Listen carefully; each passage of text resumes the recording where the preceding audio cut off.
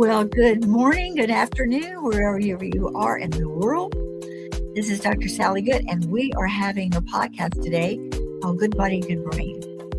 And one of the things we love to do is find unique, incredible people all over the world who are actually creating an impact in the world by not only their practice, but what they do with their families and a day-to-day life. And today we have such a person. We have Todd Payne with us. He is the founder of Connect Fully, or maybe Connect Fully, whichever way you want to look at it. So, Todd, I'm going to turn this music down just a little bit, and then I'm going to ask you a couple of questions. And the questions are going to be about, where the heck are you listening? Where are you now? What part of the world are you in? Let me begin by saying thank you so much for having me. It is a pleasure to be here. We are connecting today. I am in Porto, Portugal, which is the second city in Portugal.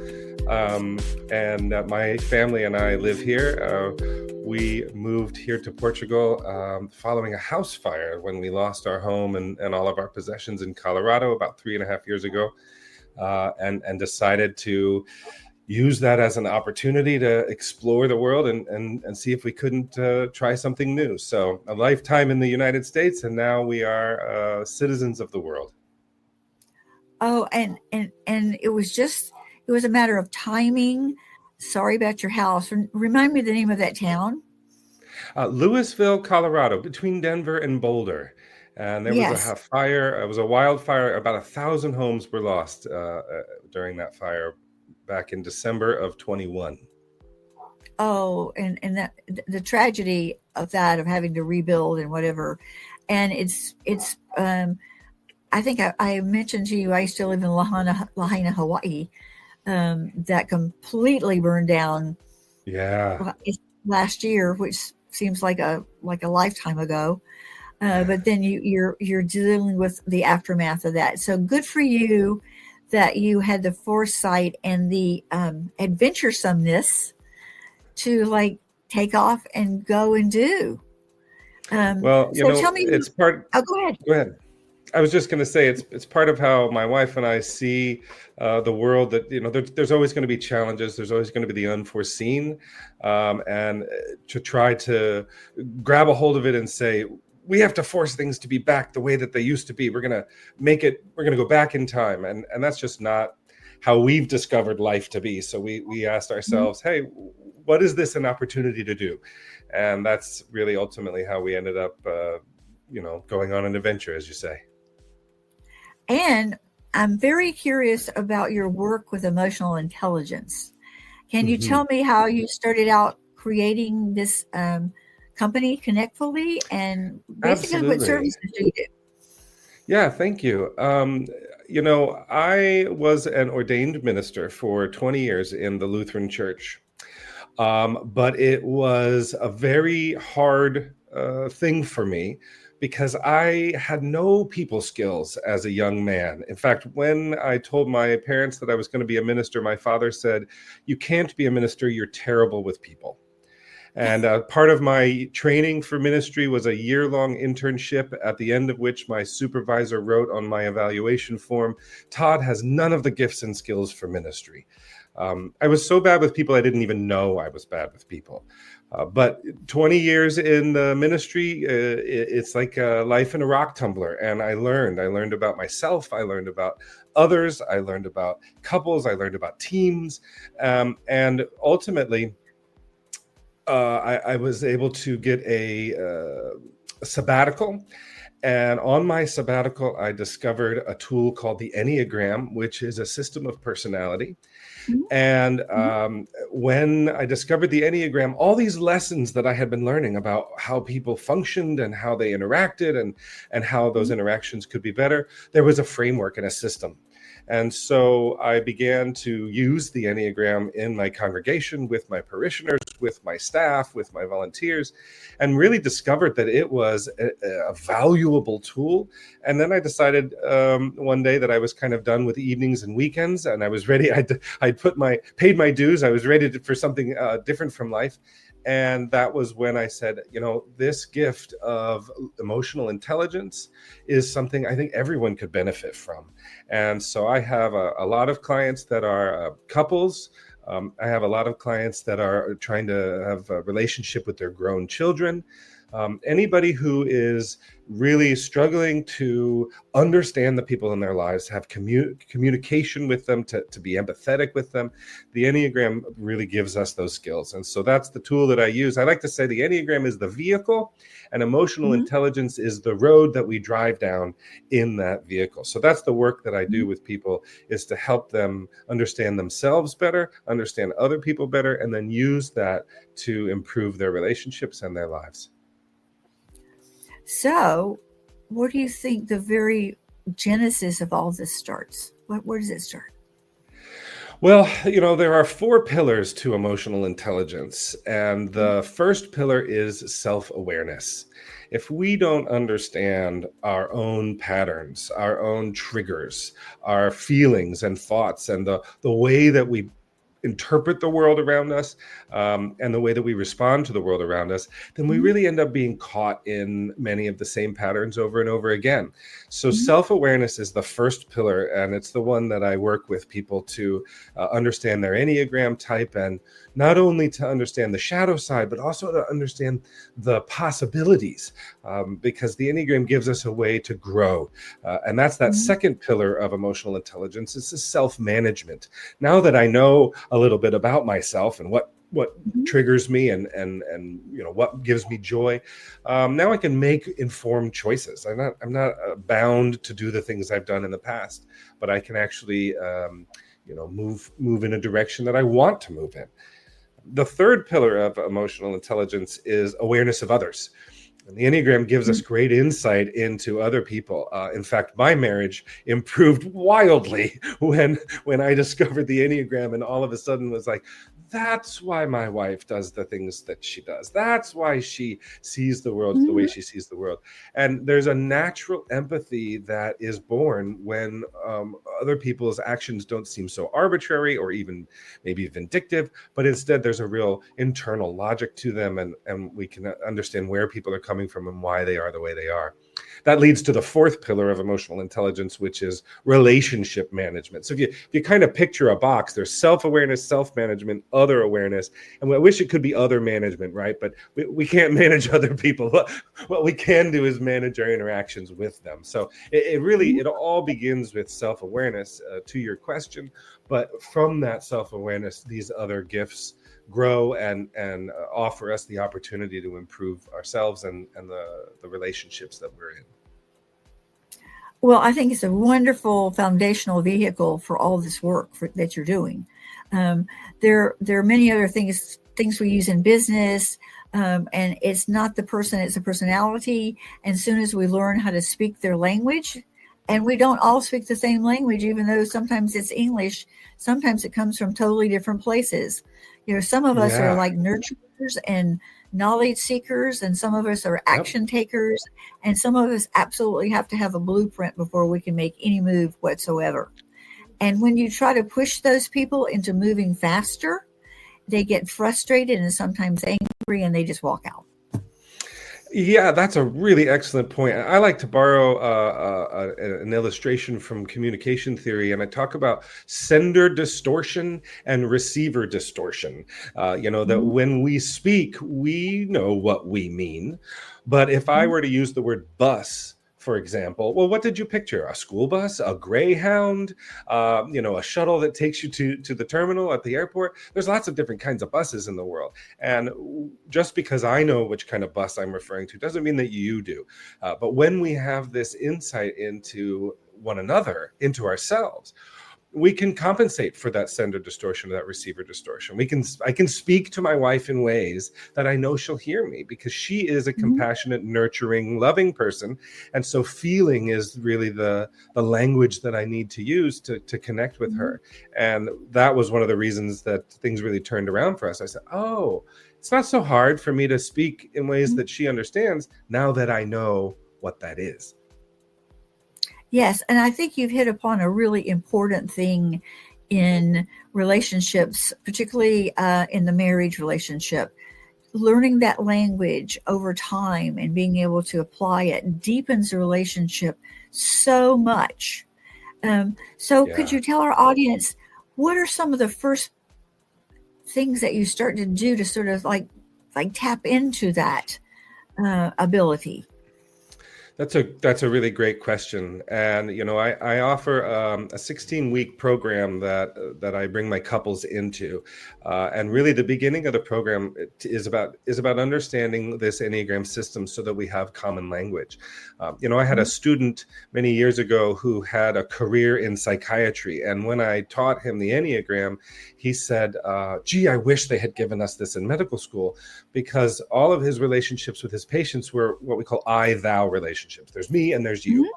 But what the Enneagram affords us the opportunity to do is there's sort of a neutral third ground, a sort of a neutral space. So my wife, who happens to be a type 2, instead of saying, you did this, or I don't like it when you do that, I can move into this, Stacy, that's my wife, you're a type 2, and sometimes type 2s do this, and is this something I see happening with you? Help me understand what's going on.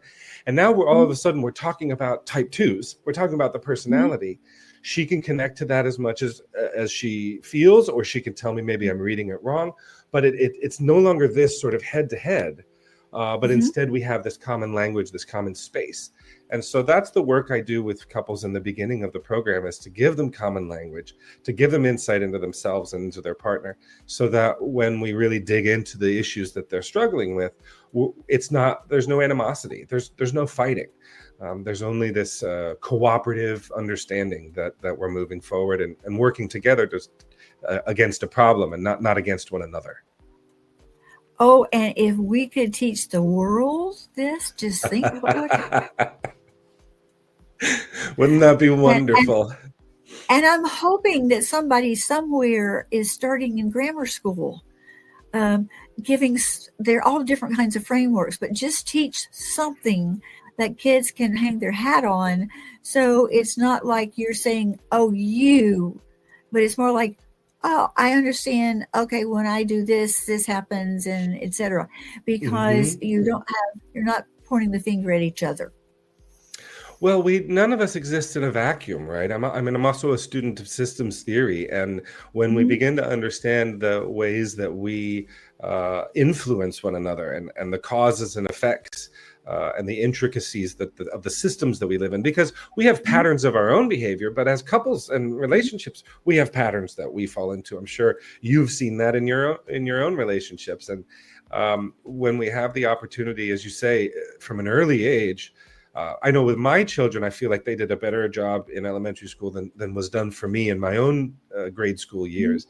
And that's really sort of the gap I reach out to offer people is, hey, some people are natural people. I am not. And the example I love to give is, if you're failing math class, don't go to the kid who aced the course without doing homework for tutoring. Go to the kid who failed last year and is passing this year, because he's the one who can really explain to you how the problems are done and how to get to the desired solution. And that's sort of the place I was in. I was so bad with people that now I have the opportunity to say, listen, it's a learnable skill. And I can save people like the heartache, the 20 years of heartache that I went through, and instead give you tools you can use right away to begin feeling closer, more connected, and more productive in your relationship. Well, as you know, and you mentioned, I do different kinds of counseling, and that's really like my hobby job. I love doing that. I just love it because I get to talk to soldiers in El Paso, fighter pilots, CEOs, people Hmm. who pick the wrong partner, etc. It's a whole big, giant arena of different human emotions. And Yeah. when we start working on, like, what is it that you think you heard from the person, and they explain it, and it's not what the person said at all, and they don't Right. have any tools right there to do this thing with, and Hmm. having the tool is just an amazing thing. And just look at all the turmoil and trials and things that are going on in the world right now. If we only had mechanisms to speak to each other on this kind of level. And Right. I find that emotional intelligence is gaining more acceptance, but Hmm. honestly, there's lots of guys who don't really understand it at all. Could you just give us a little tiny brief overview of, like, Sure. what's the idea of emotional intelligence? Well, I think we all graduate childhood with the belief that other people are like us, and they want what we want, and they value what we value, and they reason the way we reason. But in truth, people are wildly different. Our experiences, our generation, our culture, and what emotional intelligence equips us to do is to create a space in ourselves that allows for there to be other ways of being human in the world. In fact, Hmm. when we moved here to Portugal, it was really eye-opening, just to discover how differently businesses are run, or governments are run, or dinner parties are run. Like, people Yes. are different here, and it's a wonderful thing to discover. And emotional intelligence not only opens our eyes to the ways that other people do things, but it does it in a way that's gentle with us. It's okay for Hmm. me to be me and you to be you. One isn't Hmm. right and one isn't wrong. Hmm. But can we, in appreciating and celebrating one another, find ways to be vulnerable? There's no way we're going to solve our problems if I can't share with you my needs, and if I can't Hmm. respect the needs that you're bringing, and ways for us to work together. So I think emotional intelligence is really recognizing that the only thing in life that really matters is the people in our lives and relationships. Without being too morose, as a minister, you might imagine I walked the end of life journey with many, many people, and Many. while Right. it seems a little bit cliche, it's true that to a one they say love is what matters. Family is what matters. The people in your life is what matters, not all of these other things Hmm. that we can get so wrapped up in. So emotional Hmm. intelligence is about focusing on what matters and giving us the skills to handle those things effectively and with purpose. Yes. My mom used to say, "There's more than one way to skin a cat," and I Oh, used to we hate cringe. that expression in our family. So we say there's Yes. more than one way to pet a dog. Yes, and whenever she would say that, I would go like, "Oh, mom, why are you saying that?" And then later I understood what she really, really, really meant about it. Yeah, Yeah. there's not Well, your your mom's way and my exactly right, way. but your Yeah, mom is my exactly way and right. your way. Yeah, yeah. But And the other thing I wanted to bring up is, I don't know if you follow some of the CEOs of the big companies. mm, There's a gentleman by the name of, I want to say, Ma Gadet. I'm really butchering it, but he was the head, or still is the head, of Google, and mm, especially the AI section. And he says there's only three things moving into the future that we really, really need to know. One is, what is artificial intelligence and how it impacts us. Number two, to recognize when it's hallucinating and it's not telling us the truth. And third, always have a human connection, always yeah, have authenticity in your yeah, relationships, because yeah, we're going to be so teched in the next couple of years. It's coming into my arena. I am embracing it and learning about it and using it for very useful things to sure. do. And in every arena, it will appear as, like, sort of like a second assistant, like, or Hmm. to give me ideas to bounce off of, ideas that I Hmm. may not have thought about just thinking myself. So yes, authenticity, that human connection is going to be, I think, a big theme coming in the next, certainly in the next decade. Yes, and I don't know if this has been your experience, but I find that with the advancement in technology, in many ways, it isolates us even more. I have lots of couples who will come to me, and their idea of date night is playing on their phones next to one another on the couch, where Ah, they're not even they're not even really looking at each other and talking to one another. And in some ways, it's a lost art form like cursive or letter writing. To mhm, just sit and have a conversation, to share genuinely from ourselves with another mhm, person, to connect and see what's going on with them. So I think technology is, I'm exceptionally thankful for it. I couldn't be living the life I'm living without it. But in the mhm. same breath, we really have to be intentional about learning these skills of emotional intelligence, because technology is just a tool for the people in our lives, for ourselves and for those that Mhm. we love. Well, you've hit on one of my soapboxes here. Oh, Um, tell me, what's that? the soapbox is when I go out to dinner and there's a, a mama and a daddy and two kids. Mom and daddy are on their phones. The kids are on their tablets watching whatever, just so they're appeased. And there is totally no conversation going on. Uh, if that's the world that we're going to produce and espouse for the next 10 years, I don't know what's going to happen in terms of human relationships.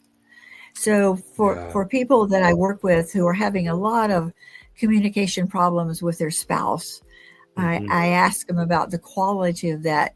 When you say you are in the same space with each other and things aren't happening, what are each of you doing? And of Right. course, it's they're either watching TV, they're on their tablet, or they're on their phone.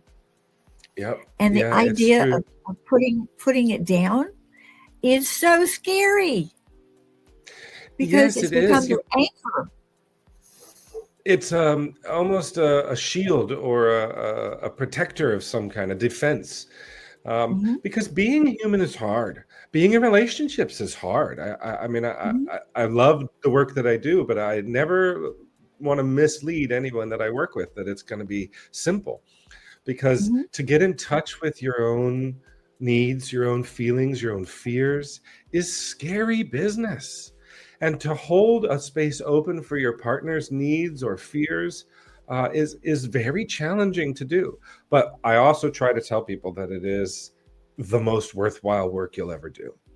It's yes. so enriching when you make a heart-to-heart connection with your partner. And Mhm, they wouldn't be your partner if you hadn't made that connection at some point. So for a mhm, lot of us, it's really more about rediscovering and mhm. reinvigorating that connection. And um, we fall into ruts over the years in our relationships. It's an effective tool for getting things done, parenting, careers, Mhm, life. But mhm. our relationships deserve the time and the effort as well, as our work does, or as our children do, because that's ultimately where we'll find our meaning, our satisfaction, and our joy. I tell people that being in relationship, particularly a marriage relationship, is a crucible of Yeah. therapy.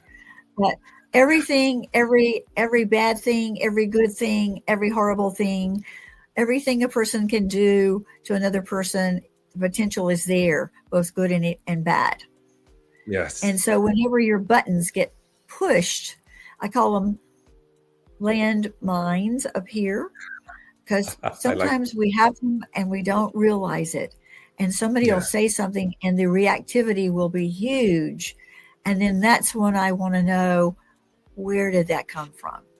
And sometimes when it's in infant and toddler, there's no language, there's just a feeling. Right. But if you start to like unpeel that onion and you sort of get down to the core, you can get the root of what that reactivity is and put it in context. That's beautifully put. And in many ways, I think we never really grow up. I mean, we gain additional Mhm. skills with language, with reason, with all of this. We are adults, obviously, we grow up, but ultimately, we are feeling beings, and we still have those triggers, those reactions. We're still 4-year-olds in some ways, and when we take the time to do the work of emotional intelligence, and this is where the Enneagram is so valuable, we can discover why we react the way we do. And until we have that why, we don't Mhm. have the choice to do it a different way. But the beginning work I do with a lot of folks is to discover what are your triggers, so that when they arise, and it really, I don't know, Sally, is this your experience? It's in the body. Are you Oh, clenching your yes. jaw? Are Mhm. your palms Mhm. sweating? There's our bodies send us so much valuable information about what's going on inside of us, and so many of us are so disconnected from our bodies, right, with our phones in front of our faces. So Mhm. getting that vagal nerve connection and understanding what information our body is sending us about our feelings, about our needs and our triggers, that's foundational work in the self-awareness process.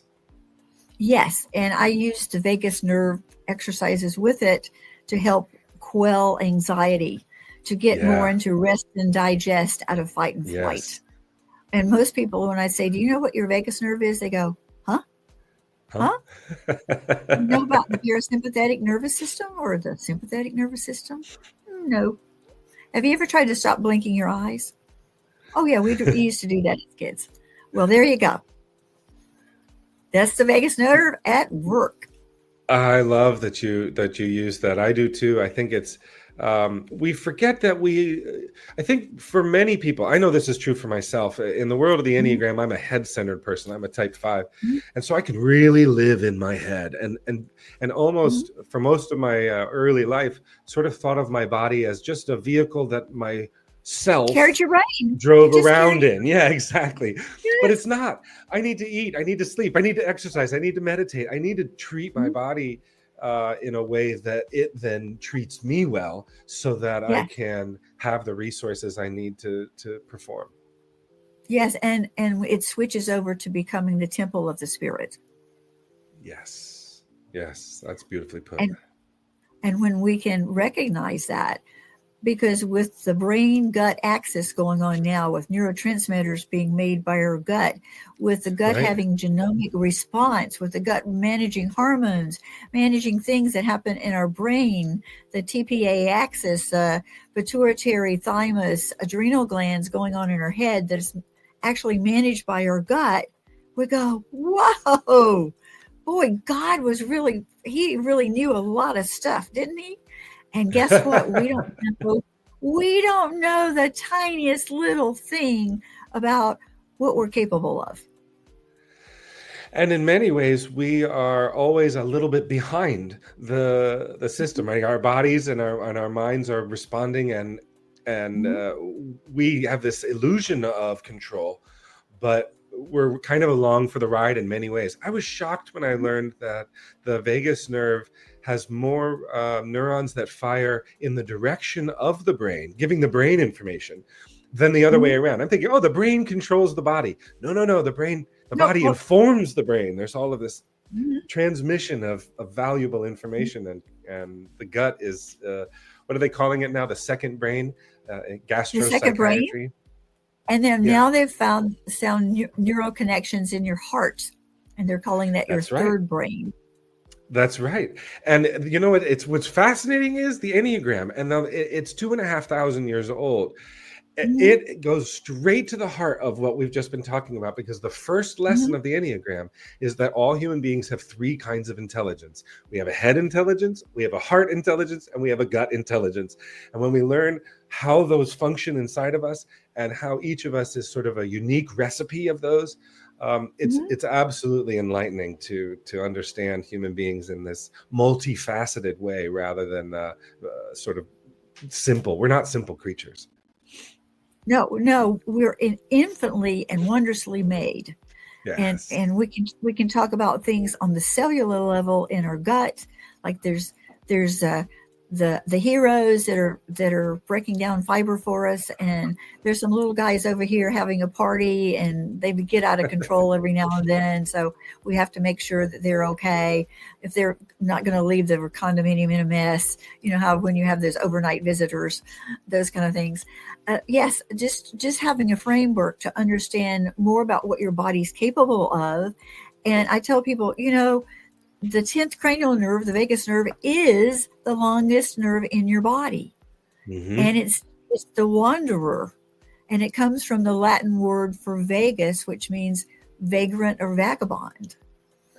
Oh, fascinating. I didn't know the etymology of that word. That's really fascinating. Yeah, it touches on all of the major components of what makes us us, right? It wanders through the head, it's the flavor, it's smell, it wanders through the heart, the lungs, it goes into the gut system. I mean, it really leaves almost nothing untouched. Yes, and it reaches the end point, and it actually also controls climax in sex. Oh, I didn't know that. That's So fascinating. it goes all the way down to the bottom of the floor of your pelvis. The sacred or the sacral chakra as well. Yes, it goes all the way down. And when we treat it well by having a really good gut, then it does really good things for us. So we're Todd, we're just you and I are like we think that other people know what we know, but hardly a tiny little sliver of people know what we know. And I have to remind myself when I'm talking to other people, I can't get too far ahead of them. Yeah. I have to be with them and let them Right. take those baby steps as they go, or else they'll get overwhelmed and they won't move forward. They'll get too scared. That's an excellent point, Sally. And honestly, I use that same principle when we're learning about our partner. And, we assume that our partner, my wife and I have been married almost 25 years. And I think, well, she knows how I feel about this, or she knows what I think, or I'm still a mystery to her. She's still a mystery to me. And we both need to slow down and bring each other along in our respective processes in order to problem solve, in order to relate, because we do make that assumption. I do as a coach about what people know, but all of us do in our relationships that, they know how I feel about this, or they know how I'm going to react to that. And they should know. They should know. They should know, right? Are they telepathic? Do they have some special skill you don't know about? Well, my wife is brilliant, but not telepathic. Right. And you brought up another really interesting point. As humans, we have seasons. And when we're 16, we think, oh, I cannot wait until I'm 18 or 21 so I can do anything I want. And then I'll say, you're still going to have to put your seatbelt on. You have to stop at stop signs. You got to pay bills. You have to pay taxes. Yeah. All those things happen. And as we go through our seasons, different aspects of ourselves appear.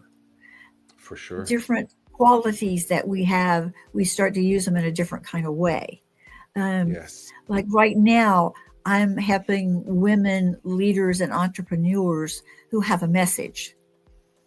But for some reason, they haven't put all the pieces together to get that message to get way out, to go from having your light under a bushel to becoming the lighthouse. And the message is needed so much for other people, and their wisdom is just amazing. But it's sort of like they're still down in the forest. Yeah. And they see all the trees, and they know they need to talk to the trees, but they can't figure out how to get over to them. And that's my job. And it's fascinating to see how they each think about that and think about what their message is and the clarity of it and how to get there from here. How do you get to Everest from here? Well, you have a Sherpa. You have somebody who's gone before you, even if it's to the next base camp, it doesn't matter. They've gotten there. Right. And the Sherpa puts out these long ropes along the path. So, and they say, stay in between these ropes. You can veer back and forth a little bit, but don't get too close over here. Because if you follow along the path, you'll get to the first base camp. And that's where we sit and reflect. We're going to use a different set of skills to get to the next base camp. And that's how life is all about. You know, The I like skills to you quote. had early, the skills you had early might not be the skills you have when you're in your 70s or use. I like to quote Saint Benedict, who said, "The Mhm. man who is his own master is the disciple of a fool." All Yes. of us need guidance. All of us need Mhm. a helping hand. And I think one of the things we face, particularly in American culture, is Mhm. this rugged individualism. I have to figure it out myself. I have to do it on my own. Mhm. If I ask for help, that makes me weak somehow. Mhm. And it's Mhm. really essential, especially in couples work, to understand that this isn't something that either of us can do on our own. We Mhm. need each other. And more than that, it's better together. It's better when you Oh, have somebody yes. who can help you and show you and spare you some of the heartache Mhm. that each of I wish I could data dump my life experience into my children so that they didn't have to suffer the things I've suffered. But Mhm. you know, the best thing I can do is offer them the guidance and be there for them as they pick their way through and make mistakes. And that's what we do for one another in the coaching realm too. Yeah, and being in community, being in Absolutely. with other, like, iron sharpens iron. If men are struggling, don't struggle by yourself. No. There's if you have an addiction problem, on many different kinds, there's someone around. There's a community you can be in that can help you get out of that. You can go talk to your pastor. You can reinvigorate your faith and your belief. All kind of things are available to you, but if you stay in your house on the internet all day long, it's not going to change. No, fear is such a paralyzing feeling, and if I could just shout from the mountaintops that fear is not the end.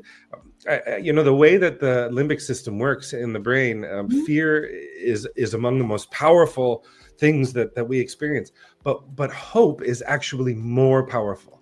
And when Yes. we're able to share with people what's possible, give them Hmm. examples of how it's been done before, Hmm. hope can really get us out of our houses, get us out of our shells, and move us into Hmm. a place where fear no longer controls us. Yes, and an encouragement from people outside of yourself to say, Essential. "Hey, I'll go with you. Hey, it's really, once you do it a couple of times, you'll find it's not such a big deal. And Even you're not like, alone. no, you're not alone, and no matter what happens, you're not going to lose an arm or a leg." That used to be my criteria to decide if I was going to do a new project, especially if it was a big, big, scary project, like, oh, big, they call them big, hairy goals, those kind of projects. And I'd say to myself, if I do this thing, will I lose an arm or a leg? And if the answer was no, I'd say, well, let's try it. Then Let's see if let's what give it a works. try. Yeah, it's an Yeah, I experiment. love that. Life is one Yeah. big experiment. There is no failure, only feedback, right? We learn as we Exactly. go. And Hmm. ultimately, one of the beautiful things about being human is our capacity to learn. Hmm. If we don't take chances, if we don't try new things, then we won't. But really, Hmm. it's so much richer, our experience and ultimately our skill set. And then, Hmm. we build and build, as you say, the seasons of life. Um, we Hmm. have to fall. We have to make mistakes. It's painful to watch toddlers learn to walk, and you just want to run after them and catch them, but you have to let them knock their heads a couple of times because that's how they figure it out. Yeah, I tell people, particularly ones who have kids, and I say to them, I want you to remember the first time you held your child in your arms. Did that child have to be able to do anything or know anything for you to love it? Right. No. It was it was its own self, its own essence that was perfect. And you are the same way. When you're born, you are the most perfect creature there is. And then through life's battles and whatever, we don't ever say to kids that in that age, like, what, what can you do? I mean, you can't even talk. You can't even go to the bathroom. What good are you? And as we get to be adults, we end up saying the same things to other people. Like if they don't know how to do something or they've done something badly and they don't even know, like, he who knows not, he knows not. He's a fool, shun him. So, so we do the same thing with people, but I always say you are not your job. No. You are not that entity that you think you are. You are human first.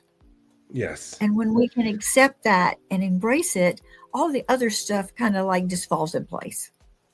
I use that same idea with the Enneagram, as valuable as it is to Mm-hmm. have the patterns that make up our personality laid out before us and Mm-hmm. gives us that self-awareness. You Mm-hmm. are not your type. Your type is Right. instinctual. Your type is reactive. Your type is what you Mm-hmm. will do if you don't pay attention or make conscious decisions. But you have a human brain. And so you have Mm-hmm. the capacity to make all kinds of different decisions. And it's not a life sentence. You're not locked in. But it's, we have to gain that awareness first in order to break the locks Yes. and Yes. step out. Mm-hmm. Well, I would like for you to just in our closing, I'd like for you to talk a little bit about how you can see people practice more empathy in their lives.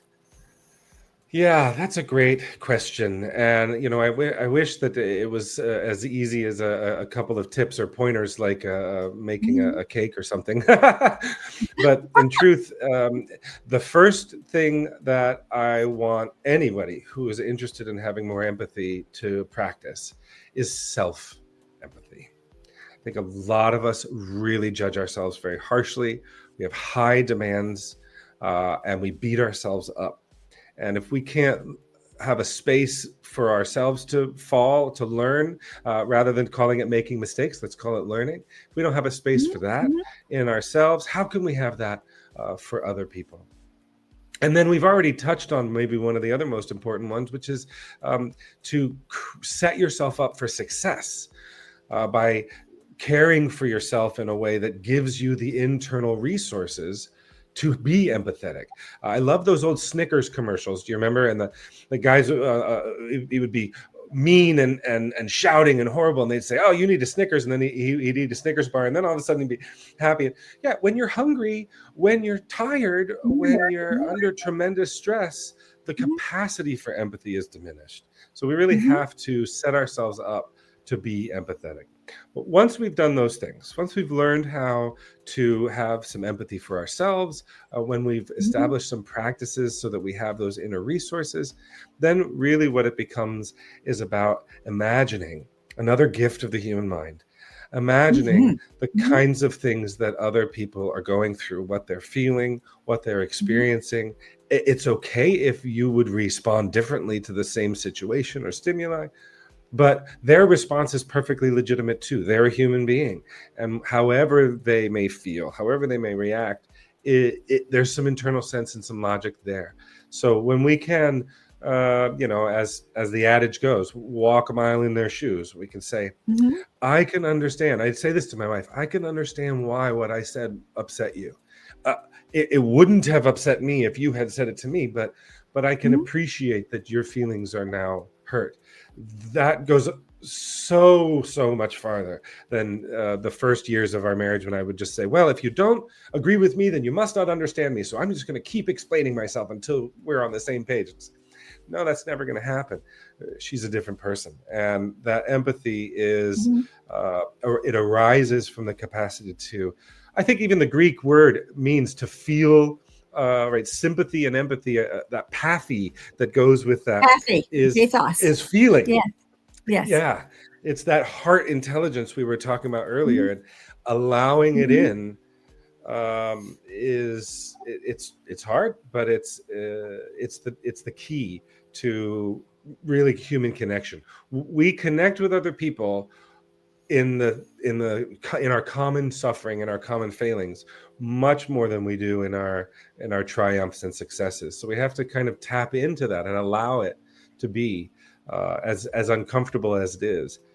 That's another skill I work with my clients on. Is called emotional resilience, which is feeling negative feelings but not acting on them, Right. and that's a huge part of empathy, is allowing those negative feelings to be present, not shunning them away, not solving them, but at the Mhm. same time not letting them dictate what our choices are going to be in negative ways.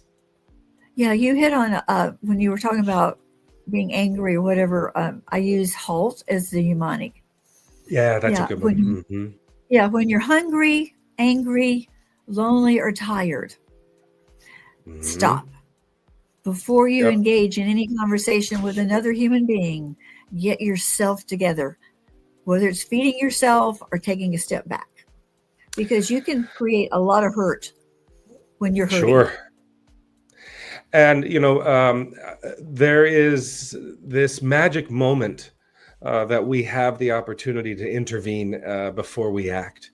And I'm a huge fan of another acronym. This one comes from Tara Brach, and she has one that's called RAIN, which is recognize, allow, investigate, and nurture. And it's like, Love just it. recognize that, hey, I'm hurting right now, and I'm going to allow that Mhm. to be. It's okay for me to be hurting. I'm going to investigate it. Where is it coming Mhm. from? What is the need that I have? And then nurture, like treat myself. Mhm. If I were loving this person across from me, how would I treat Mhm. them? Let me treat myself that way too. And it gives us something to do rather than react or in negative ways that roots us in that experience that we're having. And that Mhm. becomes then the fertile ground that empathy arises from when others are suffering. Yes, I love that metaphor that we have to create the fertile ground. We have to have, before love can light, we have to have the nest.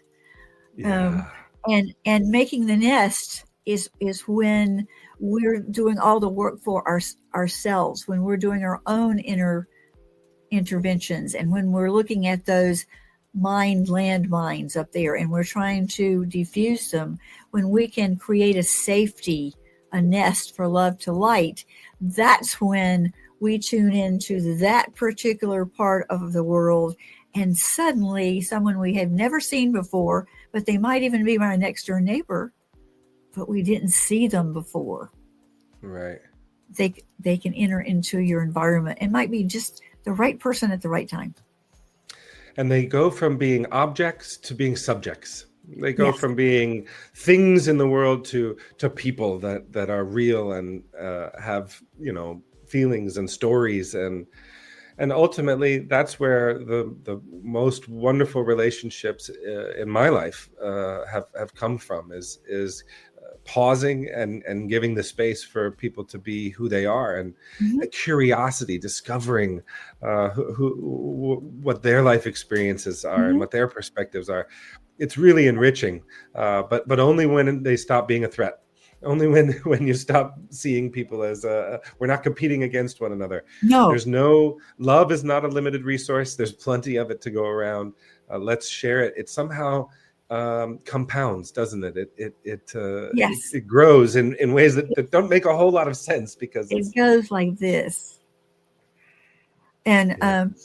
I've talked to a lot of people. I have a lot of people in Pakistan, and they're Hindu, and they believe in karma and dharma. And I say, well, we sort of in the Western world have a way of looking at that in terms of like creating things that we want to create. You mentioned imagination. Hmm. Like for me, worrying is using your imagination to create things you don't want. Hmm. You can equally use that imagination to create things you do want. Because as soon as you give your brain some operating orders, it say, hey, I'm going to try to find that for you because it's important to you. And when you say to your Hmm. brain, I am amazed at how much beauty and joy you have brought me today. And thank you so much. And I'm looking forward to tomorrow. And the brain Mhm. will just step up to the plate and find all these wonderful things for you to experience and enjoy. Yeah, I'm really an advocate of gratitude exercises for that reason, because Mhm. it's brain training, Mhm. because the brain finds what it's looking for. So tell it what you want it to find, and Yes. what we want it to find is that things are good, and that's very, very true. But you have to, go looking for it. I like to say, if you feed the imagination fear, it comes up with worst case possibilities. Mhm. If you feed the imagination hope, it comes up with things, solutions, and possibilities that you never would have imagined. And it's a beautiful, beautiful thing. I think when God made us, He knew that we needed filters. Because if you could imagine taking in every single stimuli that's in our environment, we would just like have to lay down. We'd be like, oh, I can't take anymore. I can't take anymore. So he created our reticular activating system to block that. And by putting that filter there, and we're in control of a lot of those filters, For having that sure. ability to look for the things that we find that serve us and create hope for ourselves, then they're there. We just can't see them. Yeah, Like we that's right. say, um, the scripture where it says, we're actually, heaven is here, Right. but we, Right. we don't have the capacity to see it yet. Do you remember those? They were popular, I don't know, maybe 30 years ago. Those magic eye, and when you look at them, it just looks like kind of static on a page. It's just sort of colors and shapes, and it doesn't make Yes, any yes, sense. I But can see those. I when you can see let them. your eyes relax, all of a sudden a 3D image appears. I think that's a lot like that. Yeah. Oh, absolutely, absolutely. I totally with you on that one because everybody says, "Oh, hey." One of my girlfriends bought this beautiful new giant Tahoe white. She lives up in snow country. And she said, we investigated this because we've got the four boys, the four grown Right. boys, and they Right. wanted a big car so they could go on trips together. She said, I investigated this for months looking for just the right car. And so we bring it home. They live in Montana. We bring it home and we're going to go down to the grocery store later. And I go by five houses. And in those houses were three Tahoes, white. I had never seen those cars before. And it kind of shook me up because then I started thinking, what else am I missing? Yes. I know there was a Brain Games episode Mhm. many years ago where they said, focus on the character, focus on the figure in the front. And then you watched it for a minute. And then they said, did you see the giant dancing gorilla behind it's like, there was a dancing gorilla. But if your brain isn't, look, if you're focused on one thing, especially in our relationships, if you're focused on how your partner's hurting you or what they're doing Mhm. wrong or what, you'll miss the love, the expressions of connection. You'll miss all those other wonderful things. So we have to teach our brains what we would like to see, and lo and behold, it's there. Whoop, poof, Boop, boop. it appears. It appears. This has been delightful, Todd. I know you're just provide the most greatest service to your people that come join you, couples or maybe people who are not having a trouble finding their way through what I call the emotional everglades of life. Um, Like that. but thank you so much for being on this podcast today of Good Body, Good Brain. And when people see the podcast, below will be some show notes that will have your contact information and some other things about you. So they'll be able to contact you. And thank goodness for the world of Zoom. We can always be in contact no matter what part of the world we're in. That's And right. again, it's been my pleasure to have you as my guest. I And I really really appreciate it. appreciate you joining us. And thank you so much for being here. Thank you so much for having me and for the work you do. And it's wonderful always to connect with someone else that is making a difference, sharing love and empathy, and making the world a better place. Thank you so much. Thank you.